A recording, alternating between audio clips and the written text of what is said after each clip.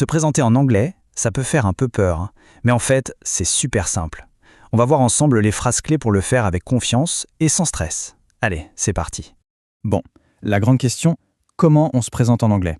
C'est vrai que ce soit en voyage, pour le boulot ou juste pour rencontrer de nouvelles personnes, tout part de là. On va décortiquer ça ensemble, cette première étape cruciale. Alors c'est quoi notre plan de match? C'est simple, d'abord, savoir dire son nom. Ensuite, demander le nom de la personne en face. Et enfin, et c'est super important, le faire poliment. 3 petites étapes et on va voir ça. Ok, on commence par la base de la base. Dire son propre nom. En anglais, il y a 2 manières principales de le faire, et chacune a sa petite subtilité. On regarde ça.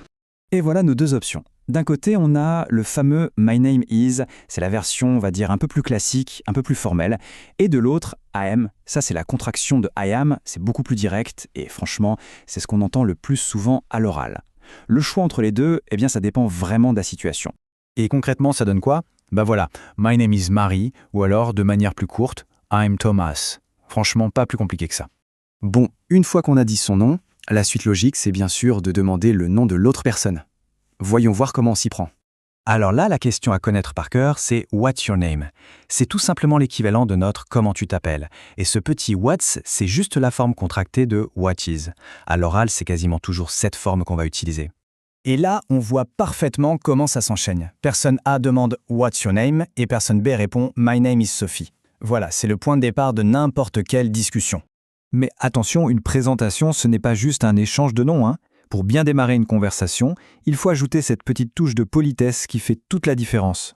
Et la formule magique pour ça, c'est « Nice to meet you ». C'est notre « enchanté à nous ». Et si on nous le dit en premier, qu'est-ce qu'on répond?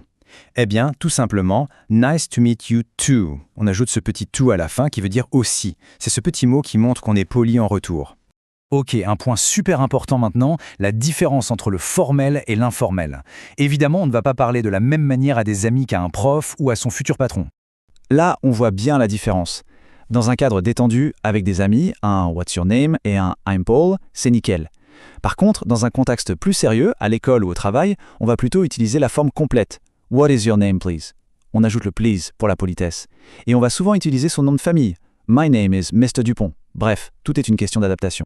Bon, maintenant qu'on a toutes les pièces du puzzle, on va les assembler pour voir ce que ça donne dans un vrai dialogue.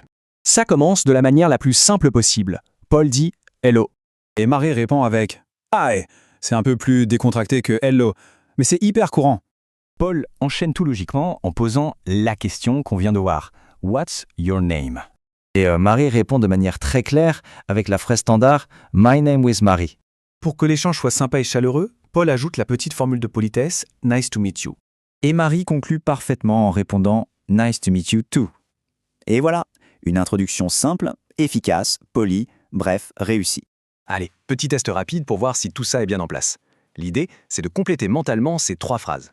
Je laisse une petite seconde de réflexion. Et les réponses sont « My name is Paul »,« I am Marie » et évidemment « What's your name ?» Si tout est bon, c'est que les bases sont acquises. Bravo! Ok, pour finir, on récapitule très vite les phrases vraiment essentielles à retenir de tout ça. Voilà, en résumé, s'il y a 3 choses à garder en tête, ce sont celles-ci. My name is et sa version courte I am pour dire qui on est, et What's your name pour poser la question. Franchement, avec ces 3 outils dans sa poche, on est paré pour rencontrer n'importe qui. Et surtout, on n'oublie jamais la règle d'or. Être poli, ça marche dans toutes les langues. Au-delà des mots, c'est vraiment l'attitude qui compte. La seule question qui reste maintenant, c'est quelle sera la première conversation que ces quelques phrases vont permettre de commencer?